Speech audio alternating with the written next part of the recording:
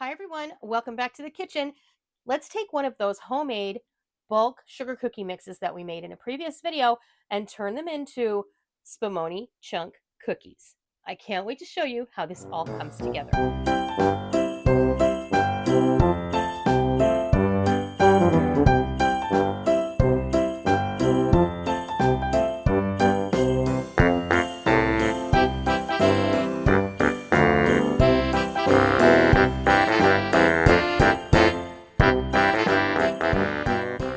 Hi everybody, welcome to my kitchen. I'm Noreen and this is my kitchen. Let's use some of our homemade bulk sugar cookie mix and make some Spumoni Chunk Cookies.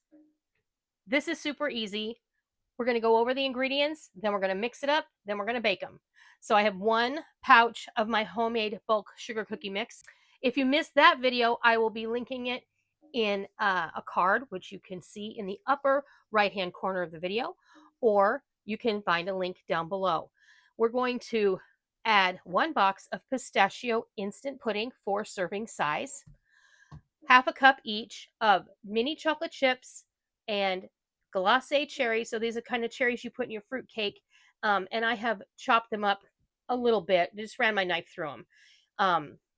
And I would also normally put a half a cup of pistachios in here chopped up, but I didn't realize I was out. So we're going without it today. We have the pistachio pudding and that's going to make up for that flavor. We're going to add 1 stick of butter, not 10 tablespoons like I mentioned, because we are adding all of these other things along with the pudding. So adding the pudding negates adding the extra butter. 1 egg and 2 tablespoons of water. So we're going to go ahead, bring the bowl over, and we're going to mix up this dough. Okay, so there is our sugar cookie mix. Remember, we made that up bulk, and we got 4 pouches out of each one. I'm going to add this very bright green pistachio pudding mix, and I'm going to give that a stir just to distribute the pudding.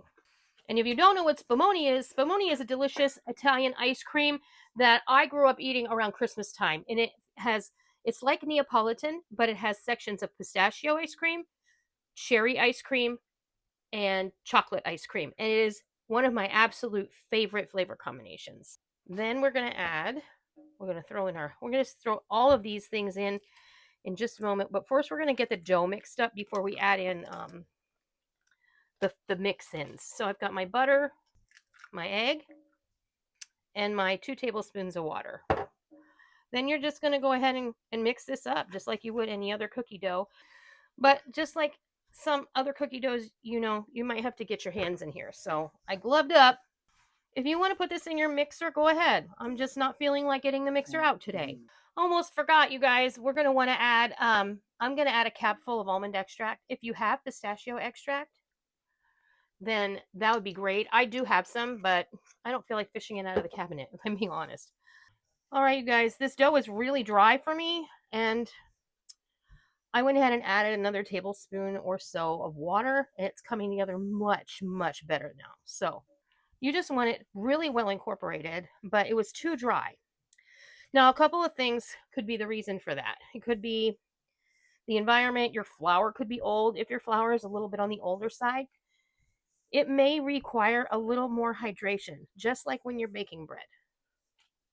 So don't be afraid to add a little more water until your cookie dough looks like cookie dough, right? So there we are. Yeah, it's way better. So now we're going to add our cherries and our chocolate chips, and we'll just incorporate those into the dough until they're evenly dispersed. It smells so good already. Also, quick pro tip, like I said in my lemon cake mix video, do not measure lemon extract with your heart. Also, do not ever measure almond extract with your heart, because too much almond extract can be very, very bitter and overpowering. So you don't want to add too much of that. A capful will usually do the trick. All right, I'm going to bring over the cookie sheet, and then we'll start scooping cookies. All right, now I'm just going to use, this is a regular size cookie scoop. So, hang on, I'll tell you what size it is. 40. It's a number 40 cookie scoop or disher, and that usually means that it's about a 2 tablespoon scoop. I use this one a lot. I use it for mini meatballs and a lot of cookie dough. And these are going to spread a little bit, but not a ton. Adding the pudding mix is going to render you a really beautiful soft cookie, because the pudding mix, not only does it add flavor, but it's going to add some cornstarch in there. And that's going to give you a beautiful tender cookie. And we're going to get about a dozen on this sheet. And what I'm going to do is I'm going to pop these in a 350-degree preheated oven for 10 to 12 minutes. And then I'll bring you back and I'll show you what they look like when they're all baked off. Well, there you have it. Our cookies baked for 12 minutes. And then I took the first sheet out of the oven and I let the cookies sit on the sheet while the other cookies baked. Leaving your cookies on the cookie sheet for a period of time helps to continue that carryover cooking process. And if you think your cookies maybe look a little soft when they first came out of the oven, when they were still hot, don't worry, because that carryover cooking and the heat from the baking sheet is going to continue baking your cookies, and they're going to turn out perfectly. So you can see how beautiful. Look how light brown the bottom is. It's not overdone. They're a little crispy on the edges. You can see the texture that's in there, and you can also see the cherries and the chocolate chips. I got a total of 30 cookies out of this batch, and depending on your mix-ins and how you're making the recipe, you're going to want to make sure that you aren't afraid to add a little bit of extra water. In this case, I did add at about 2 tablespoons in the end. And you want to make sure that you use the flavorings that you want to add in while you're mixing your dough. And then the amount of mix-ins that you put in here is going to affect the final outcome on your cookie count. So because I used a 2 tablespoon scoop, I got 30 cookies from this batch. If I had used a larger cookie scoop, I would obviously get less. So all of this is customizable and up to you. But I will say, if you do scoop bigger cookies, you're going to need to watch them and cook them probably a little bit longer.